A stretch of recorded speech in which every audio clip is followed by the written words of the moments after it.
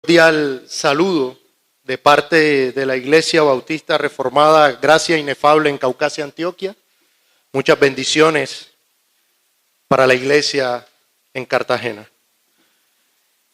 Y bueno, vamos a orar al Señor para que sea Él ayudándonos a entender el tema que va a ser estudiado. Así que lo colocamos delante de Él. Amado Padre Celestial, te damos gracias. Gracias, Señor, en esta mañana. Bueno, el tema que tenemos esta mañana, como ya ha sido anunciado, es el tema del principio regulativo de la adoración. Y considero que en nuestros días, si hablamos de los temas más polémicos que dividen a la cristiandad, podríamos decir algo así como que el tema más polémico sería la soberanía de Dios en la salvación de los pecadores. Otro podría ser el cesacionismo o el cese de los dones en nuestro tiempo. Otro podría ser el liderazgo masculino. Esos son temas que hoy causan una polémica tremenda. Entonces hay muchas iglesias, sectores del cristianismo de un lado, sectores del cristianismo del otro.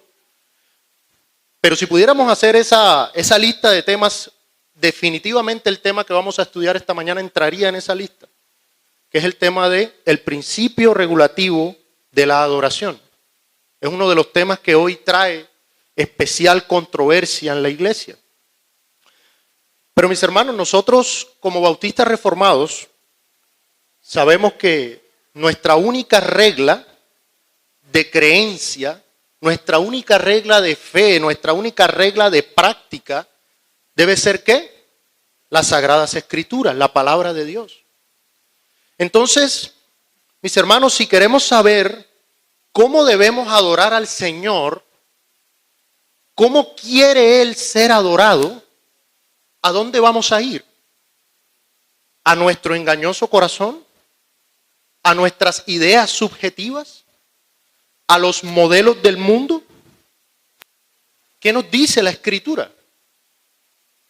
Mis hermanos, debemos ir a la palabra de Dios, estudiar la palabra de Dios y ver qué enseña Él sobre esto para su iglesia. Y este tema del principio regulativo es lo que nosotros conocemos como un distintivo en nuestras iglesias reformadas. Es algo que caracteriza a las iglesias de corte reformado, el principio regulativo de la adoración. Y ha sido así siempre, desde los tiempos de la iglesia primitiva, en la iglesia histórica y hasta nuestros días. Entonces, para poder explicar y entender de qué se trata este principio regulativo, debemos decir, primeramente, que lo que vamos a estudiar tiene que ver con algo que conocemos como la adoración pública. La adoración pública, o sea, debemos delimitar nuestro tema. Pero para hacer eso, vamos a hacer una breve introducción, vamos a poner o a sentar unas bases para poder luego aterrizar en lo que es el principio regulativo, ya en lo que tiene que ver con la adoración pública. Entonces, primeramente, vamos a hablar de algunas cosas que tienen que ver con la adoración en general. Ese es otro error que muchas veces se comete en nuestros días. Cuando hablamos de adoración, ¿a dónde muchas veces se va la mente? A la música, de una. Pero la adoración no es solamente cuando cantamos himnos al Señor, eso es una parte, ¿verdad?, de la adoración. Pero la adoración tiene que ver con toda nuestra vida, ¿cierto? Entonces vamos a empezar por ahí y luego delimitamos nuestro tema. Entonces vamos a dar una breve definición, muy breve, de lo que sería la adoración en términos más generales. Voy a dar una definición pequeña. Entonces, la definición de adoración sería la siguiente: es rendir honor a un ser superior. Ahora, esta adoración puede tratarse de un ídolo o puede tratarse del Dios vivo y verdadero. El tema es, ¿a quién debemos adorar? Pues al Dios vivo y verdadero. Pero entonces la esencia de la adoración es rendir tributo, honor, reverencia, respeto, alabanza y gloria a un ser superior. Esa sería la definición de adorar. Voy a repetir.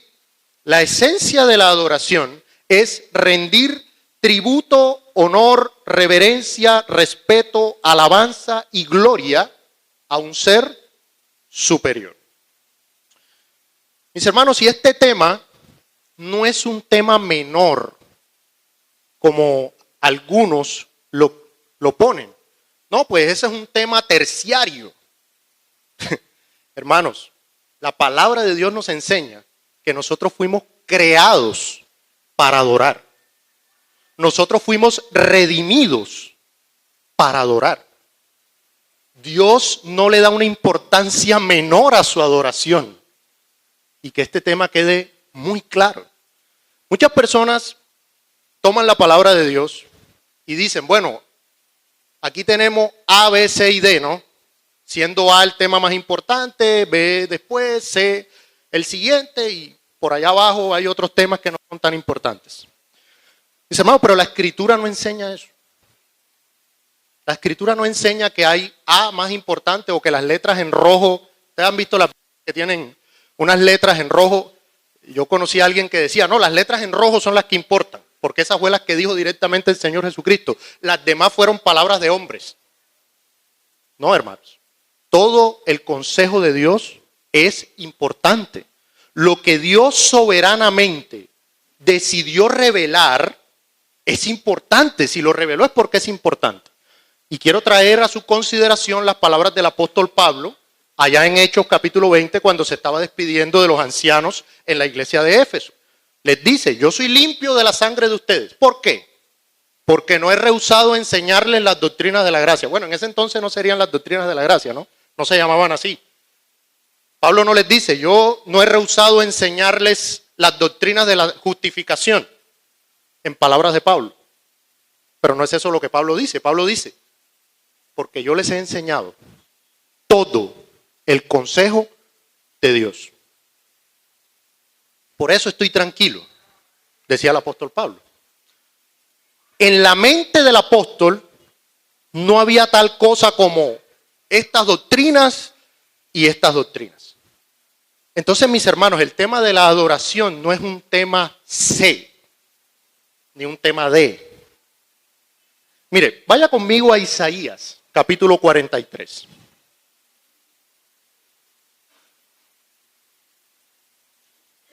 Profeta Isaías, capítulo 43, verso 7. Dice el Señor, a todos los llamados de mi nombre, para gloria mía, los he creado, los formé y los hice. ¿Para qué fuimos creados nosotros? Para la gloria de Dios. ¿Saben? Comentaba el pastor Sugel Michelén de que, hablando de este tema del posmodernismo, él comentaba que los peces no se dan cuenta de que están mojados. Nosotros tenemos muchas ideas en nuestra mente que no son bíblicas, que necesitan ser reformadas por la Escritura. Por eso es que Pablo en Romanos escribe, ¿verdad? No os conforméis a este siglo. Ahora, el tema es que nosotros ni siquiera nos damos cuenta de eso. No nos damos cuenta de que pensamos esas cosas. Por ejemplo, nosotros nos hemos vuelto utilitarios, pragmáticos en el tema de la salvación de los pecadores, ¿cierto? Dejen de estar hablando tanto de doctrina y vayan a evangelizar. ¿Ha escuchado eso? ¿Cierto? Como si esas cosas se desligaran. Bueno, ¿y qué evangelio vas a enseñar si no tiene la doctrina bíblica? Entonces, muchas personas han pensado que lo más importante en la vida cristiana es la salvación de las almas. Suena un poco extraño lo que acabo de decir, pero lo voy a hacer a manera de pregunta. ¿Es lo más importante Es lo más importante, miren lo que estoy preguntando, es lo más importante hoy, la salvación de las almas.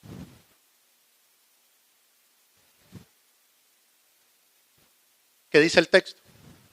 ¿Qué es lo más importante que existe? La gloria de Dios. Entonces, fíjense, ese pensamiento de que lo más importante hoy es la salvación de las almas, ¿de dónde viene? Del humanismo. Lo más importante es el hombre. Mi hermano, y quiero que me entienda la idea que le estoy dando. Evangelizar es importante, es muy importante, porque es bíblico. Y la iglesia hoy no está evangelizando como debería. Eso es claro. No estamos negando eso. Pero, ojo a la pregunta, ¿qué es lo más importante? Es Dios lo más importante y su gloria es lo más importante. Mis hermanos, nosotros fuimos salvados para darle gloria a Él. Usted no fue salvado para que esté bien, bueno, ya me salvé del infierno, qué bueno. No, hermano, usted no fue salvado para eso, usted fue salvado para exaltar la gloria de Dios. Mire, vaya conmigo a Éxodo capítulo 7. Éxodo capítulo 7.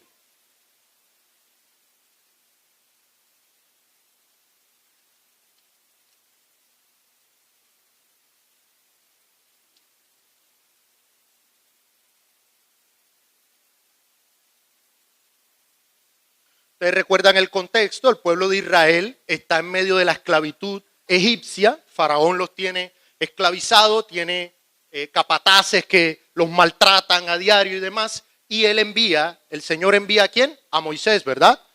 Entonces, en Éxodo capítulo 7, verso 16, el Señor le dice a Moisés lo que le va a decir a Faraón. Y dice el texto, y dile, Jehová el Dios de los hebreos me ha enviado a ti diciendo, deja ir a mi pueblo. Ahí termina el versículo. Éxodo capítulo 7, verso 16. Deja ir a mi pueblo para que me sirva en el desierto. Y aquí la palabra sirva en el hebreo también puede ser traducida literalmente como me rinda culto. Y he aquí hasta ahora no has querido oír. Deja ir a mi pueblo para un propósito. ¿Y cuál es ese propósito? Para que me adore.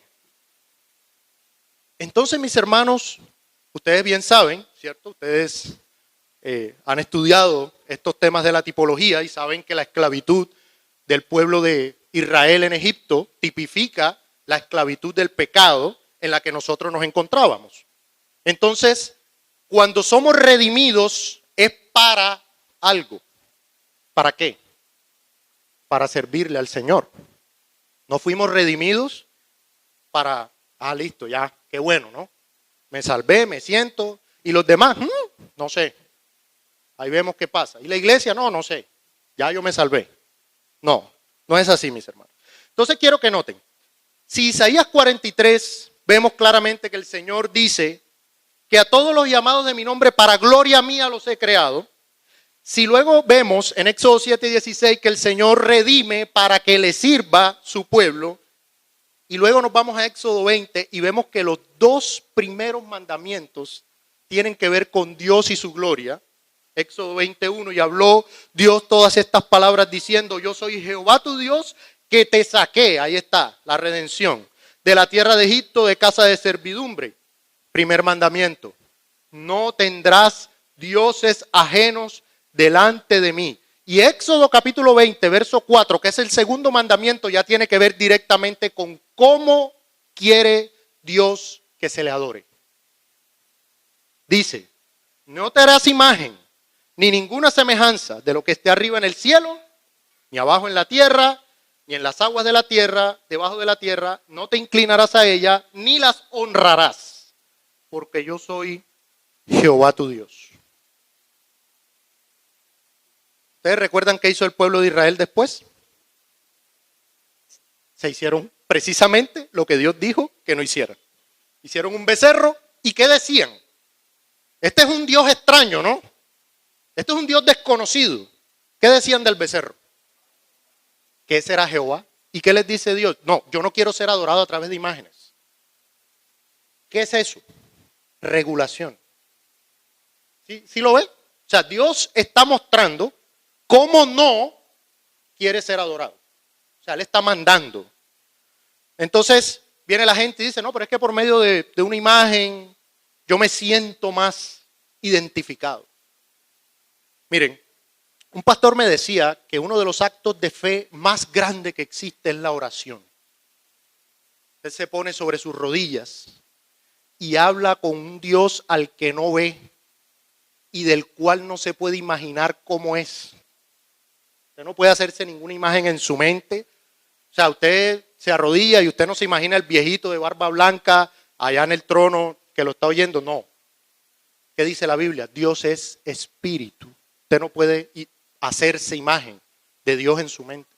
Entonces, arrodillarse a hablar con un Dios que usted no ve y que no se puede hacer ninguna imagen en su mente, eso es feo.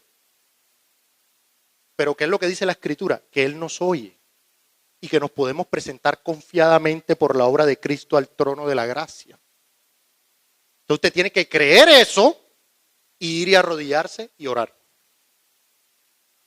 Entonces hay personas que dicen, yo no veo a Dios, pero yo lo siento. Hermano, sea sincero, ¿usted siempre lo siente? Yo no estoy negando que usted tenga tiempos de oración tremendamente reconfortantes en donde casi que la presencia del Señor pudiera palparse. Pero siempre es así. ¿Y qué pasa cuando usted no siente nada? Entonces Dios no lo oye. Dios lo oye dependiendo si usted lo siente. No, mis hermanos. Usted tiene que creer lo que la Biblia dice. Y si la Biblia dice que Dios es omnipresente y que Dios lo está oyendo, entonces usted debe creerlo, lo sienta o no lo sienta. Eso es fe. Eso es fe. Entonces, fíjense, ¿será que es un tema menor para el Señor? Nos creó para su gloria, nos redimió para su gloria. Los primeros mandamientos tienen que ver con su gloria y su adoración. ¿Será que la adoración es un tema menor para Él? Por supuesto que no.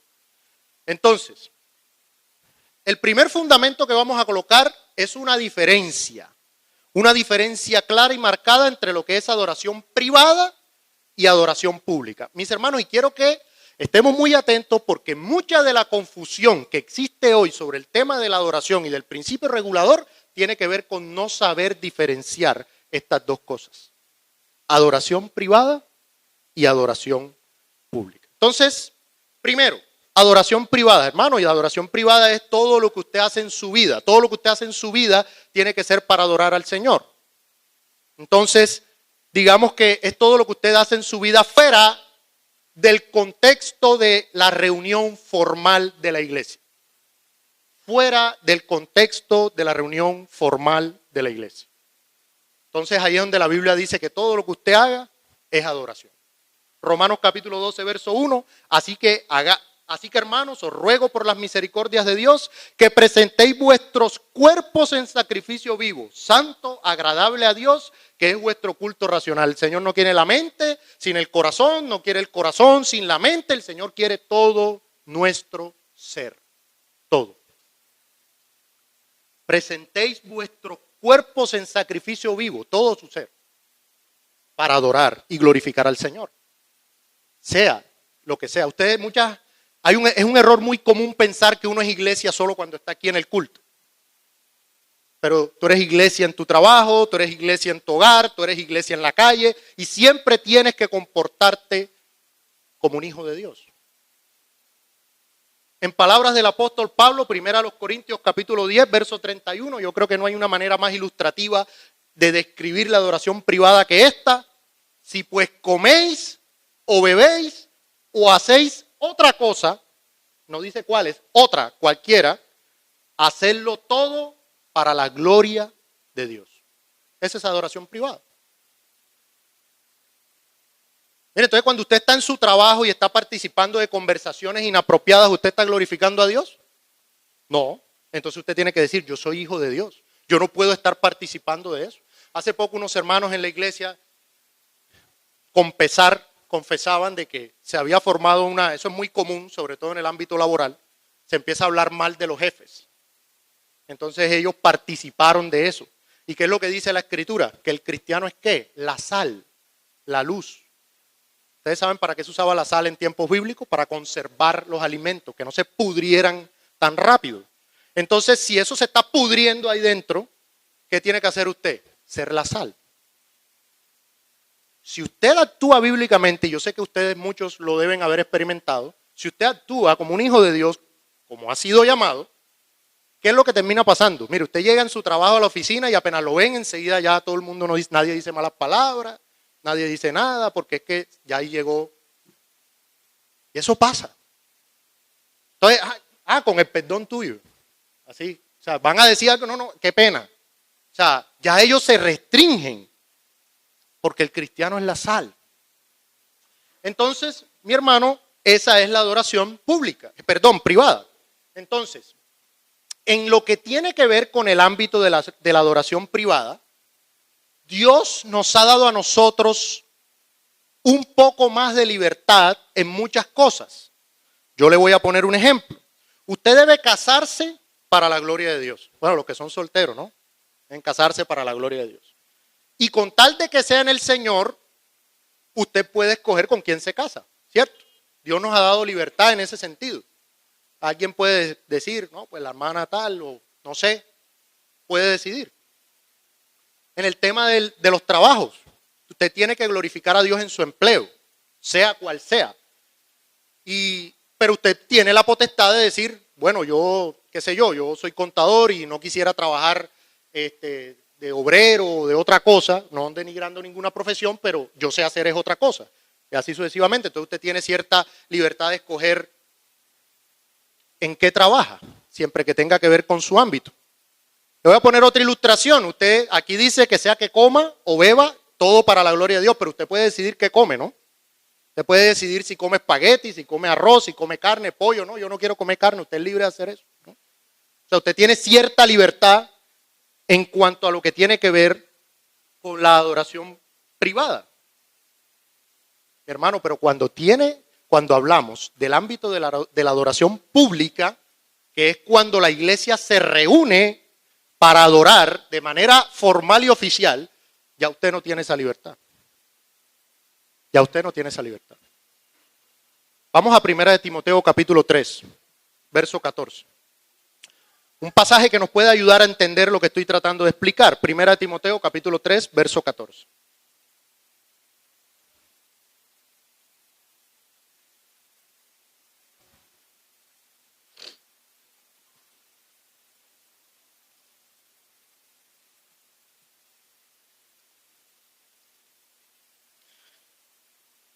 Y dice en 1 Timoteo 3, verso 14, el apóstol Pablo escribiéndole a Timoteo, esto te escribo, aunque tengo la esperanza de ir pronto a verte. Verso 15, para que si tardo sepas cómo debes conducirte en la casa de Dios, que es, ¿cuál es la casa de Dios?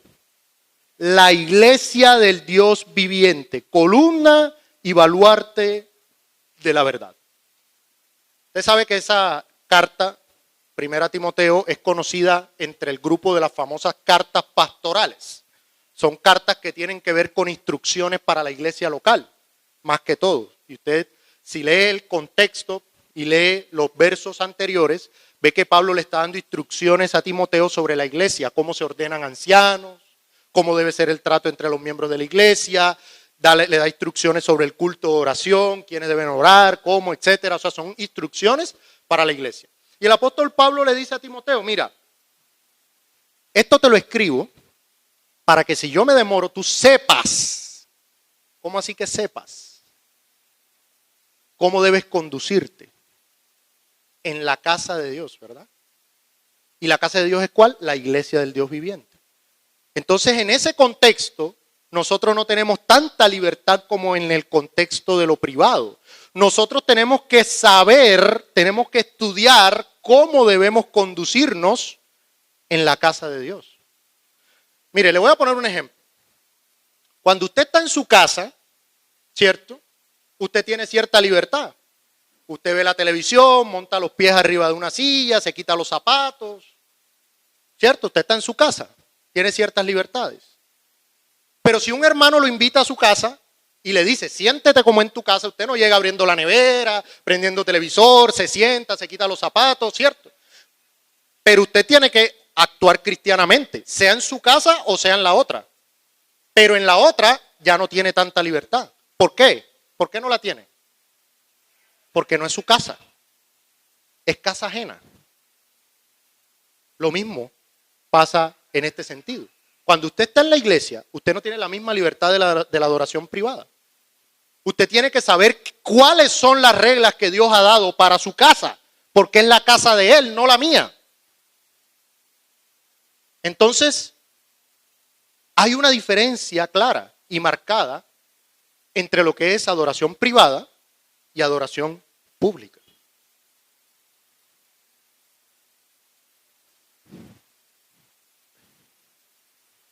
Ahora, en la adoración privada, no es que usted no tenga ningún límite, ¿cierto?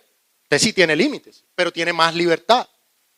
Pero usted tiene límites. Por ejemplo, Gálatas capítulo 5, verso 13, en cuanto a la adoración privada dice, porque vosotros, hermanos, a libertad fuisteis llamados, solamente que no uséis la libertad como ocasión para la carne, sino servíos por amor los unos a los otros. Entonces usted tiene límites, pero tiene más libertad. 1 Corintios 8:9 también nos da otro límite en nuestra adoración privada, ¿verdad? ¿Cuál es? Pero mirad que esta libertad vuestra no venga a ser tropezadero para los débiles. Entonces, mientras que usted su libertad en lo privado no lo use como ocasión para la carne o como para hacer tropiezo para los hermanos, usted tiene libertad. Usted tiene libertad. Pero en la adoración pública, mis hermanos, es diferente. En la adoración pública es Dios quien pone las reglas, no nosotros. Les voy a ilustrar esta diferencia de adoración privada y pública con un ejemplo bíblico. Vamos a Éxodo capítulo 3.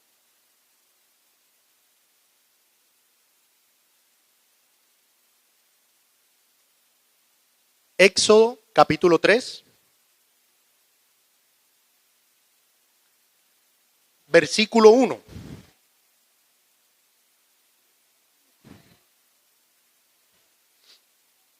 Dice la escritura. Apacentando Moisés las ovejas de Jetro, su suegro, sacerdote de Madián, llevó las ovejas a través del desierto y llegó hasta Horeb, monte de Dios.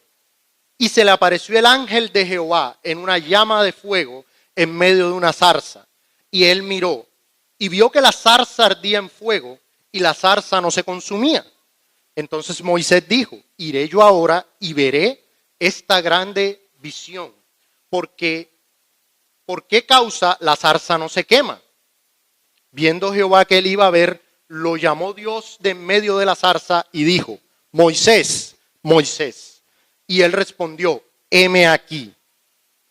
Y dijo, no te acerques, quita tu calzado de tus pies, porque el lugar en el que tú estás, tierra santa es. Mis hermanos, Moisés podía tener su calzado en todo lugar. Él era libre de eso. Pero cuando llegó al lugar donde estaba la presencia del Señor, ¿qué le dice el Señor? Quítate el calzado, porque esto es santo. Ahora, pregunto, ¿qué diferencia habría entre ese pedazo de tierra y cualquier otro pedazo de tierra? ¿Será que esa tierra era especial? ¿Qué hacía esa tierra santa? La presencia del Señor. Si el Señor no estaba ahí, esa era una tierra como cualquier otra. Entonces fíjense, fuera Moisés tenía libertad de tener su calzado, donde sea. Pero cuando llegó a la presencia del Señor, el Señor le dijo, aquí sin calzado. ¿Qué es eso? Principio regulativo. Dios es quien determina en qué condiciones y de qué manera nos podemos acercar a Él. ¿Qué potestad tiene el hombre de eso? Mis hermanos, nosotros somos pecadores, redimidos por la gracia, y nosotros somos los que vamos a poner las condiciones en que nos acercamos al Señor. O tenemos que ir a la palabra y decir, bueno, Señor, enséñame. ¿Cómo quieres que te adore? ¿Cómo quieres que yo me acerque? Dime tú, Como dice en el libro de Job, nosotros por las tinieblas no podemos ver con claridad. Necesitamos la revelación especial de Dios para poder aprender, para saber cómo conducirnos, como le dice Pablo a Timoteo. Entonces, la gran pregunta es, ¿y Dios nos enseña eso? ¿Dios nos enseña cómo adorarlo en la adoración pública? La respuesta es sí, claro que sí. ¿Recuerdan lo que dice la Escritura? Toda la Escritura es inspirada por Dios, ¿útil para qué? Enseñar, redarguir, para hacernos completos, preparados, perfectos para toda buena obra. ¿Y adorar públicamente al Señor es una buena obra? Entonces la Escritura tiene que ser suficiente para eso. Ok, otra diferencia que vamos a hacer y que también el no entenderla es lo que hace que se cometan tantos errores hoy en la adoración, es la diferencia entre necesidad y gusto. Necesidad y gusto. Vamos a ir al Evangelio de Juan, capítulo 4.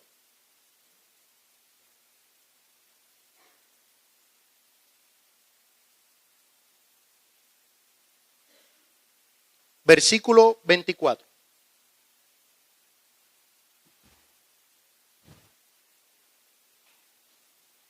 Juan capítulo 4, versículo 24. Dice la palabra del Señor. Este es el Señor Jesucristo quien habla aquí. Dios es espíritu, y los que le adoran en espíritu y en verdad es necesario que adoren.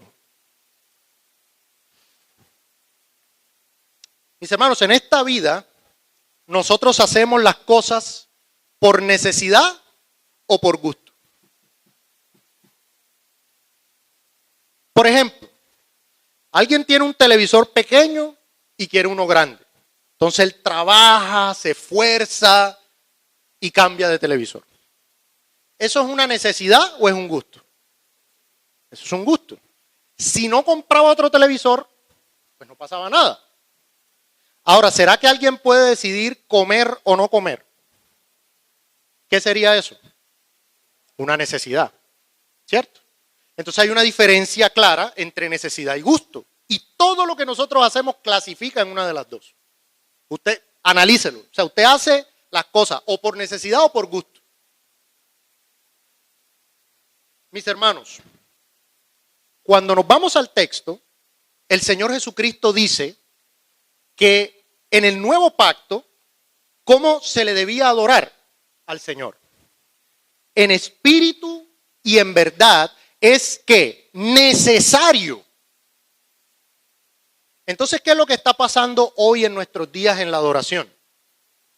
Mis hermanos, que se están introduciendo los gustos a la iglesia. Se están introduciendo los gustos a la adoración. Pero el Señor dice, es necesario que los adoradores adoren de esta manera.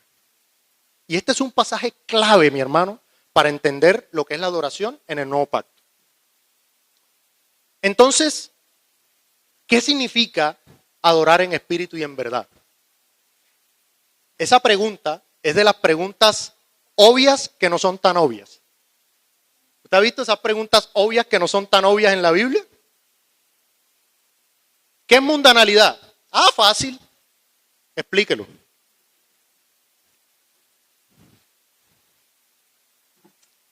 Usted tiene una serie de conceptos en la mente, pero no sabe cómo decirlo.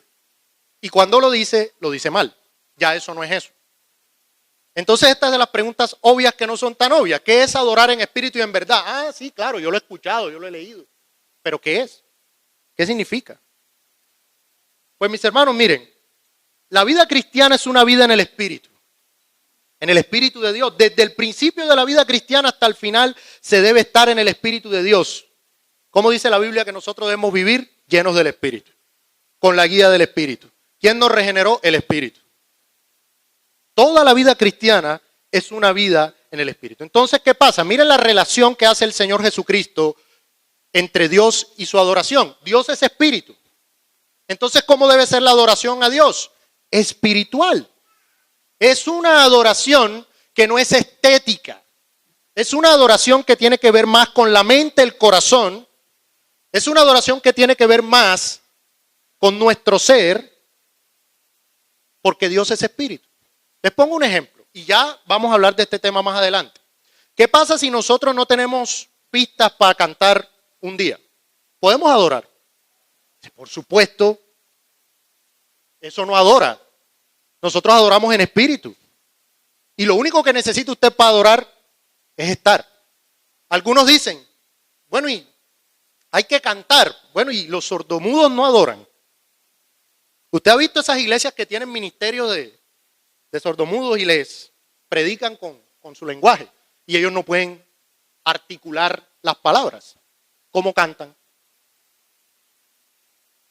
Entonces, mis hermanos, adorar en espíritu tiene que ver con que la verdadera adoración a Dios es de carácter espiritual y solamente un creyente, un regenerado que tiene el Espíritu de Dios morando en él puede adorar.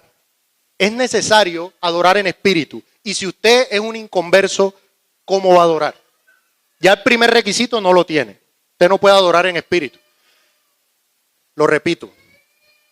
Si usted no ha creído en el Señor, si usted no ha tenido fe en Cristo Jesús, se ha arrepentido de sus pecados, si usted no ha nacido de nuevo, no puede adorar a Dios. Usted puede creer que ora, puede creer que canta, pero Dios no recibe esa adoración.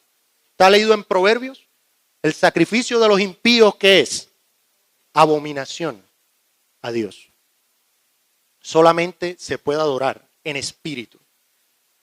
Y si nos quedamos hasta ahí, que muchos se quedan hasta ahí, y dicen, sí, hay que adorar en espíritu. Bueno, listo. Muy bien. Entonces adoremos en espíritu. Entonces ahí vienen muchos y empiezan a adorar como a ellos les plazca y demás, pero ahí no termina. Ahí no termina la necesidad. ¿Cómo adorar en el nuevo pacto? Dice, en espíritu y en qué? Y en verdad. ¿Qué es la verdad? El apóstol Juan en ese mismo evangelio lo define, en palabras del Señor Jesucristo, más bien. Juan 17:17. El Señor Jesucristo está orando por los apóstoles. ¿Y qué dice? Santifícalos en tu verdad, tu palabra es verdad. ¿Cuál es la verdad, mis hermanos? La palabra de Dios. Entonces, para adorar, tenemos que adorar en espíritu y conforme a la verdad. Tenemos que ir a la verdad, ver qué dice la verdad, cómo nos instruye la verdad que debemos hacerlo y lo hacemos. ¿Ustedes recuerdan una famosa frase del Señor?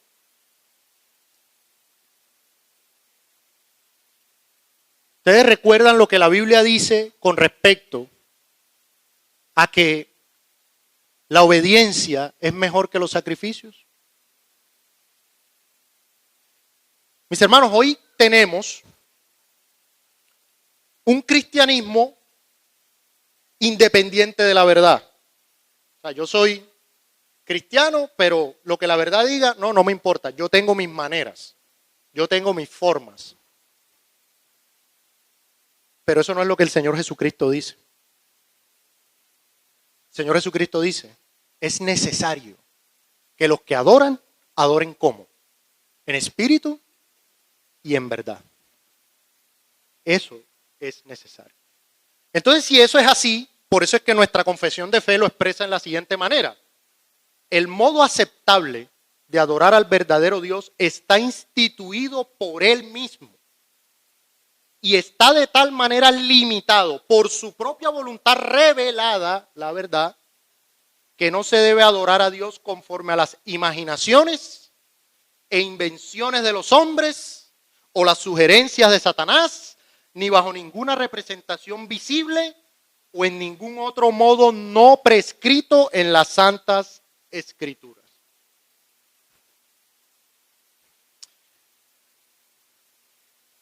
Hermanos, Queda claro que la iglesia es la casa de Dios y que en su casa hay ciertas normas que cumplir. No podemos hacer lo que queramos en su casa. No podemos hacer lo que haya hecho.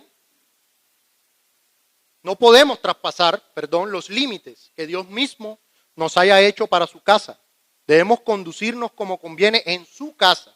Debemos actuar como Él diga y solo así es su casa, así que solo Él tiene el poder de decirnos qué podemos hacer y lo que no podemos hacer. Y un error muy común en nuestros días es pensar que cuando nos hacemos, el Señor nos salva, eso cristianiza todas nuestras acciones. ¿Cómo así? Bueno, yo soy creyente, entonces todo lo que yo haga ya automáticamente es del agrado de Dios. No, hermano, no es así. Usted puede ser un creyente y hacer las cosas mal. ¿Y quién dice que no? ¿Qué nos ha tocado a todos? ¿Qué nos ha tocado? Un proceso de crecimiento que a veces duele. Nosotros, ¿cuántas ideas? Dígame una cosa, usted está ahí sentado, usted hoy cree lo mismo que creía hace un año. O sea, ¿cuántas ideas no se han ido con dolor de la mente? Pero hermanos, ¿cuál debe ser nuestra actitud? Humillarnos y decirnos, bueno, ábreme la Biblia, muéstramelo, y si está ahí, ¿qué puedo hacer? Es Dios, es su voluntad, ¿quién soy yo? Entonces, el yo ser cristiano no cristianiza todo lo que yo hago. Ustedes ven las personas que en la adoración quieren hacer lo que ellos quieran, siempre y cuando le pongan un apellido. ¿Cuál es ese apellido? Para la gloria de Dios. Entonces, todo se vale, todo está bien, siempre y cuando yo al final le ponga para la gloria de Dios. Hermanos, eso no es verdad. El Señor Jesucristo dice, no, en verdad es que vas a adorar. Dios no tiene que aceptar lo que sea que usted le quiera dar. Él va a aceptar lo que Él mismo ha mandado que se le debe dar. Y vamos a ver la base bíblica. Hasta aquí, mis hermanos, ¿se está entendiendo? ¿Está claro la diferencia entre adoración privada, pública? ¿Está claro la diferencia, necesidad, gusto? Adoración, el concepto, ¿ok? Hermano, usted está diciendo que solamente se debe adorar como Dios manda. Pero aquí voy a hacer una aclaración. Dios nos da a nosotros mandatos en su palabra de tres maneras diferentes. Y esto es muy importante. Dios nos da preceptos. ¿Usted sabe qué son los preceptos? Los mandatos claros. Esto o esto. ¿Cierto? ¿Qué es un precepto? El primer mandamiento. No tendrás dioses ajenos delante de mí. Eso es un precepto, un mandato. Pero en su palabra Dios nos enseña a través de principios también. ¿Verdad? Usted trae principios cuando lee la Biblia. Y Dios también nos enseña a través de ¿qué? De ejemplos. ¿Cierto? Dios le da a usted un relato y usted toma ese ejemplo y dice, no debo hacer eso, o sí debo hacer eso, debo imitar esto o no debo imitarlo. Entonces Dios nos enseña de esas maneras en su palabra. El problema es que nosotros somos tan perezosos que solamente queremos los preceptos. O sea, quisiéramos tener una lista de preceptos, ¿cierto? Una lista. Bueno, ¿y aquí qué hago? Ok. Pero cuando usted tiene una decisión en su vida que no hay un precepto claro, ¿qué le toca? Ir a los principios, ¿cierto? Y después que le toca, ir a los, ¿ya? Entonces, en ese orden de ideas, nosotros vamos a ver que la adoración al Señor o el principio regulativo está enseñado en la palabra de esas maneras, o por preceptos, o por principios, o por ejemplos, pero está mandado. Ese es el punto. Entonces, vamos a ver la base bíblica del principio regulador.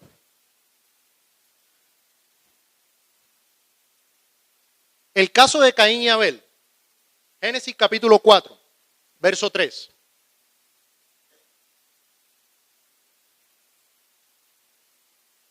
Y este es un típico caso en donde nosotros podemos ver que Dios no va a recibir algo simplemente porque se lo lleven. Tiene que ser de la manera que Él diga y con la actitud que Él diga.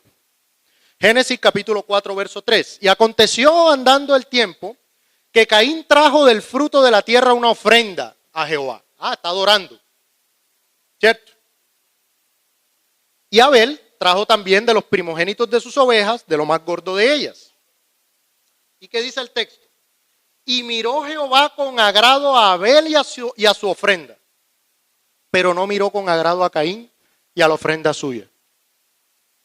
Y se ensañó Caín en gran manera, y decayó su semblante. Entonces Jehová dijo a Caín, ¿por qué te has ensañado y por qué ha decaído tu semblante? Si bien hicieres, no serás enaltecido, y si no hicieres bien, el pecado está a la puerta. Con todo esto, a ti será tu deseo y tú te enseñorearás de él. Mis hermanos, noten, Caín y Abel, los dos con una ofrenda. Dios recibió una y la otra no. No se supone que Dios tiene que recibir todo. No, hermanos. Ahora, hay un texto en Hebreos que nos da un poco más de luz de por qué la ofrenda de Abel fue recibida y no la de Caín. Miren en Hebreos capítulo 11, verso 4.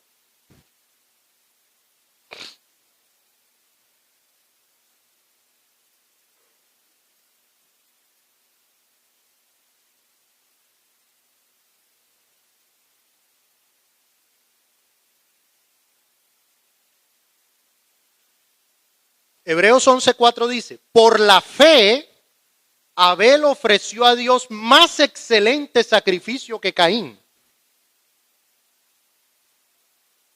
¿Por qué Dios recibió la ofrenda de Abel? Porque fue hecha con fe. Y la de Caín no. Entonces fíjense que Dios determina con qué actitud te debes acercar a Él. Y si no te acercas de esa manera, esa ofrenda no era aceptada. Ahora, hay muchos comentaristas, estudiosos de las Escrituras, que dicen que Caín no debió presentarse con frutos de la tierra, sino que debió presentarse ¿con qué? Con sacrificio. No hay registro escritural de que Adán les hubiese enseñado a ellos cómo debían adorar. Pero fíjense que el tema es que ya ellos están adorando. Bueno, ¿y cómo sabían que había que adorar? Adán tuvo que haberles transmitido de alguna manera. Y recuerden que estando en Edén, ¿qué pasó? Adán fue cubierto ¿con qué? Con pieles de animal. O sea que un animal tuvo que morir para que Adán viviera. Ahí había un principio. Entonces hay comentaristas que dicen, bueno, en realidad la ofrenda de Caín no fue con fe porque él no creyó que había que hacerlo con sacrificio, de la manera que Dios había estipulado. El poco registro que tenemos es ese. Ahora, una cosa es cierta, y es que Caín no debió hacerlo como lo hizo. Fíjense lo que dice el versículo 6. Entonces Jehová dijo a Caín, ¿por qué te has ensañado y por qué ha decaído tu semblante? Si bien hiciereis, ¿sí ven lo que le dice el Señor a Caín? Tú no lo estás haciendo bien. ¿Qué quiere decir eso? Que hay una manera de hacerlo bien y tú no lo hiciste de esa manera. Entonces, ahí tenemos un principio. ¿Cuál es el principio?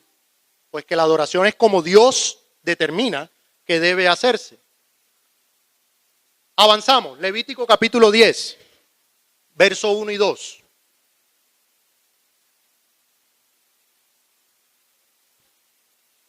Y yo creo que este es uno de los ejemplos más terribles sobre el tema, pero que es muy ilustrativo. Levítico capítulo 10, verso 1 y 2. Pero Nadab y Abiú, hijos de Aarón, tomaron cada uno su incensario y poniendo en ellos fuego e incienso, ofrecieron ante el Señor fuego que no tenían por qué ofrecer, pues él no se lo había mandado. Entonces salió de la presencia del Señor fuego que los consumió y murieron ante él. Dios había instituido su adoración, cómo se debía hacer, el sacerdocio. ¿Quiénes eran Nadab y Abiú? Algunos impíos, algunos paganos que no eran del pueblo de Israel y que no sabían cómo era la adoración, eran hijos de Aarón.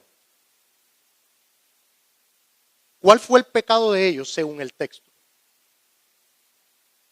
Dice ahí que lo hicieron irreverentemente. Dice ahí que no lo hicieron. ¿Qué dice? Fuego extraño que Jehová nunca les mandó. Ellos le agregaron a la adoración que Dios había instituido. Ahora, quiero que noten algo interesante. Dios tampoco la había prohibido. Ellos no sabían qué fuego se podía usar. ¿Saben dónde estableció Dios qué fuego se debía usar? En Levítico 16, verso 12.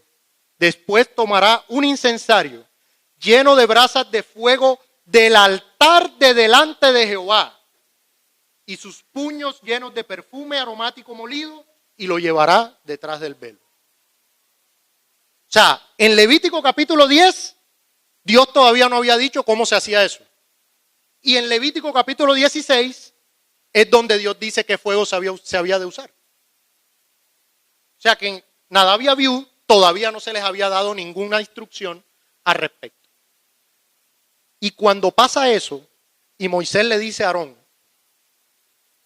esto fue lo que dijo el Señor, ¿qué dice el texto que hizo Aarón?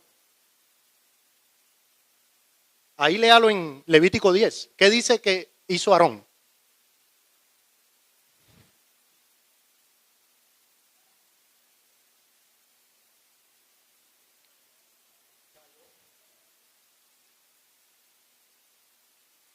Dice, entonces dijo Moisés a Aarón, verso 3, esto es lo que habló Jehová diciendo, en los que a mí se acercan, me santificaré, y en presencia de todo el pueblo seré glorificado. Y Aarón cayó. ¿Ustedes se imaginan a Aarón con el pensamiento de nuestros días? Pero si ellos lo hicieron con sinceridad, pero si ellos lo hicieron, ¿dónde se prohíbe? ¿Dónde lo habías prohibido?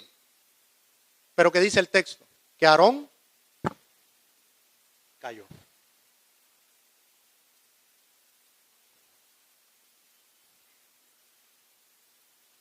Uy, hermano, me disculpan, ya estoy abusando del tiempo, pero quiero terminar por lo menos esta parte de la base en el Antiguo Testamento. Ya vamos a ver un caso más.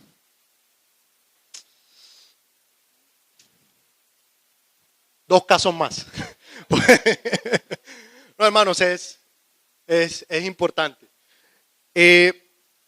Vamos a ver primer libro de Samuel, capítulo 13.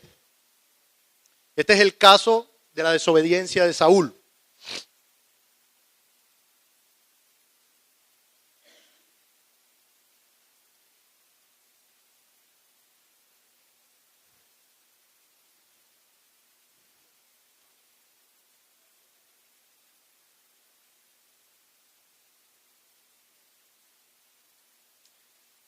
Entonces vemos que el rey Saúl ya había actuado con inapropiada independencia de Dios antes de eso,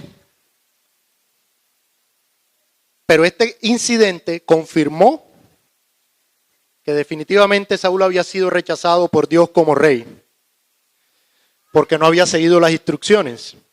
Primera de Samuel capítulo 13, verso 11, dice que Samuel le hace un reclamo a Saúl, diciéndole, ¿qué has hecho? Y Saúl responde, pues como vi que la gente se desbandaba, que tú no llegabas en el plazo indicado y que los filisteos se habían juntado en Micmas, pensé, los filisteos ya están por atacarme en Gilgal y ni siquiera he implorado la ayuda del Señor. Por eso me atreví a ofrecer el holocausto. ¿Qué hizo Saúl? Ofreció holocausto. Ahora, ¿qué era Saúl? Rey. No era sacerdote. Entonces fíjense que es muy noble, ¿no? Lo que Saúl está diciendo. Ya me van a atacar, yo tengo que orar a Dios y tengo que darle sacrificio porque. Pero ¿qué le dice Samuel? Eres un necio. eres un necio. No has cumplido el mandato que te dio el Señor tu Dios. El Señor habría establecido tu reino sobre Israel para siempre, pero ahora te digo que tu reino no permanecerá. El Señor ya está buscando un hombre más de su agrado, pues tú no has cumplido su mandato. ¿Y cuál era el mandato? En 1 Samuel capítulo 10, verso 8, ya Samuel le había dicho qué era lo que tenía que hacer.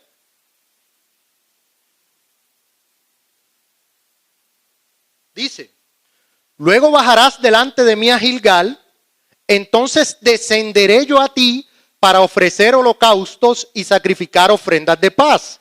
Espera 7 días hasta que yo venga a ti y te enseñe lo que has de hacer. ¿Y qué hizo Saúl?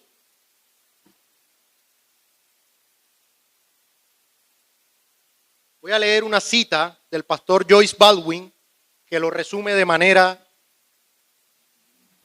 muy exacta. Ser el rey de Israel era algo bastante diferente a ser rey en uno de los pueblos vecinos. Saúl no entendía esta distinción y cuestionaba las interferencias de Samuel, mientras que estaba dispuesto a sujetarse, las interferencias de Samuel, mientras que David apreciaba el hecho de que el Señor su Dios era el centro de toda autoridad y por lo tanto estaba dispuesto a sujetarse a las palabras de su profeta, aun cuando ante el mundo parecería que la propia autoridad de David estaba siendo disminuida. He aquí la distinción crucial entre Saúl y David. El hombre detrás del corazón de Dios se sujetó a las palabras de Dios, obedeció a sus profetas y encontró aceptación y perdón, a pesar de sus muchas faltas y fracasos. Saúl obstinadamente se hacía sus derechos como rey, pero por ello perdió su trono. ¿Qué hacía David? El profeta Natán, los profetas que estaban con él, ¿qué hacía David? Él estaba atento a la revelación especial de Dios a través, en ese entonces, de sus profetas. Saúl no prestaba atención a esa revelación. ¿Y nosotros hoy qué estamos haciendo? Desechando la revelación para adorar como Saúl, como a nosotros nos parece, porque nuestros propósitos son nobles. Pero ¿qué le dice Samuel a Saúl? Eres un necio.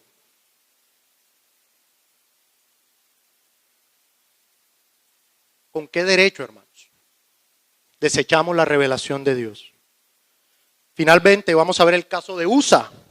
Este es un caso que yo estoy seguro que muchos de nosotros, los que pasamos por ahí, cuando leen eso dicen, ¿pero por qué? ¿Por qué Dios lo hizo?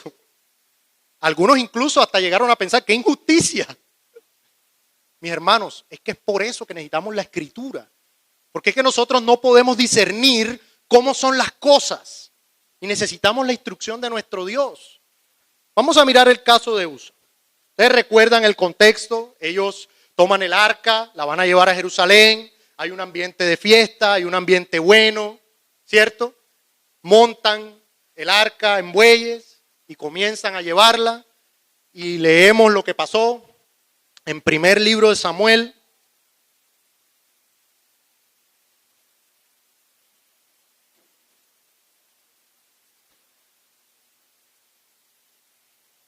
Vamos a mirar primer libro de Samuel.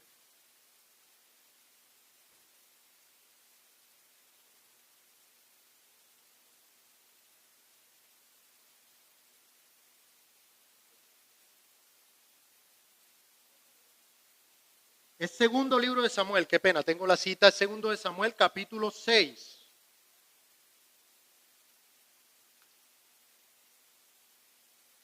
Dice que David intenta, ese es el título que tiene, David intenta llevar el arca a Jerusalén.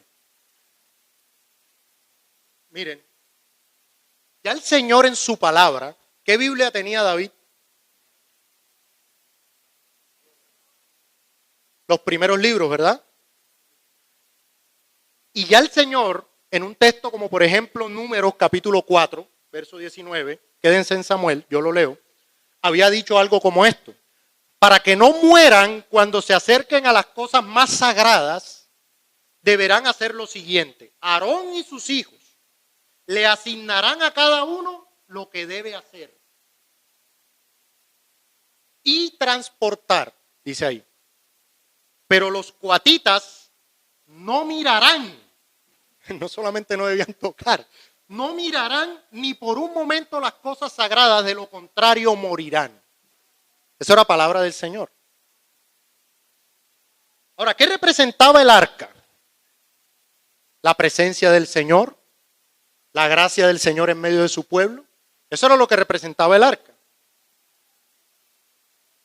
Y leemos en segundo libro de Samuel, capítulo 6, verso 6. Al llegar a la parcela de Nacón, los bueyes tropezaron. Pero Usa, extendiendo las manos, sostuvo el arca de Dios. O sea, imagínense el contexto. Vienen los bueyes, el arca, los bueyes tropiezan, el arca se va a caer. ¿Y qué hace Usa? ¿Cuál era su motivación? ¿Era una mala motivación? ¿No era sincero? Dice el texto: con todo, la ira del Señor se encendió contra Usa por su atrevimiento y lo hirió de muerte ahí mismo, de modo que Usa cayó fulminado junto al arca. Y muchos, cuando leímos este texto, dijimos: ¿qué pasó aquí? Pues hermano, ¿qué pasó? Que había una manera dada por Dios para hacer eso. Dios había regulado todo lo que tenía que ver con las cosas sagradas.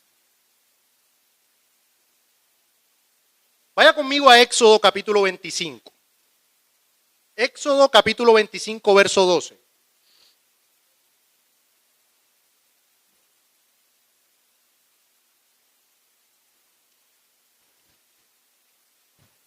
Éxodo 25, 12 dice: las instrucciones para transportar el arca: funde 4 anillos de oro para colocarlos en sus 4 patas, 2 en cada costado. Prepara luego unas varas de madera de acacia y recúbrelas de oro. Introduce las varas en los anillos que van a los costados del arca para transportarla. Deja las varas en los anillos del arca y no los saques de allí, y pon dentro del arca la ley que voy a entregarte. ¿Y quién debía cargar esa arca? Los levitas. Ellos debían, con esas varas, montar el arca y transportarla. ¿Y en qué iba transportándose el arca cuando se iba a caer? En bueyes. Y ahí es donde Usa la toca, y Usa no tenía permiso para eso. Dios no había mandado eso. Solo los levitas podían hacer eso. Comenta el pastor Charles Spurgeon sobre este tema: estas personas no mostraron ningún tipo de temor reverente a Dios por medio de una consulta de las normas que él mismo había establecido para guiarlos, pues pensaban que todo aquello que les agradaba debía ser también del agrado de Dios. Por lo que dedujeron que cualquier culto que eligieran sería suficiente para el Señor Dios de Israel, por lo que terminó en fracaso. ¿Y qué termina pasando? Que luego de que David entiende su pecado, corrigen en un segundo intento para llevar el arca. Y dice en primer libro de Crónicas, capítulo 15, verso 15: luego los descendientes de los levitas, valiéndose de las varas, llevaron el arca de Dios sobre sus hombros, tal como el Señor lo había ordenado por medio de Moisés. Ese fue el segundo intento. Y cuando hicieron eso, dice en primera de Crónicas, capítulo 15, verso 26, y como Dios ayudaba a los levitas que transportaran el arca del pacto del Señor, se sacrificaron toros y 7 carneros. Mis hermanos, para concluir esta parte, voy a terminar de esta manera. El cumplir un deber santo de manera equivocada altera su naturaleza y lo convierte en pecado. La adoración, por lo tanto, nunca puede reemplazar la obediencia manifestada en la voluntad revelada de Dios. La adoración debe ser conforme a la obediencia a la palabra de Dios. David reconoció su pecado. Dios nos quebrantó por no observar sus mandamientos. Eso está ahí en el primer libro de Crónicas. Luego corrigieron y lo hicieron bien. Y el Señor los bendijo. Entonces, mis hermanos, esta base bíblica nos ayuda a soportar lo que hoy conocemos como el principio regulativo de la adoración. ¿Cómo debemos adorar a Dios hoy? Conforme en espíritu y conforme a la palabra de Dios. Entonces, lo que diga la palabra de Dios que nosotros debemos hacer en el culto público, eso es lo que tenemos que hacer en el culto público y hasta ahí. Entonces, mis hermanos, para la segunda sección, vamos a entrar en un tema que digamos que es de los que más traen polémica al respecto. Vamos a ver la base bíblica del principio en el Nuevo Testamento y vamos a hablar un poco acerca del tema del canto y los instrumentos musicales. Entonces eso lo vamos a ver en la tarde.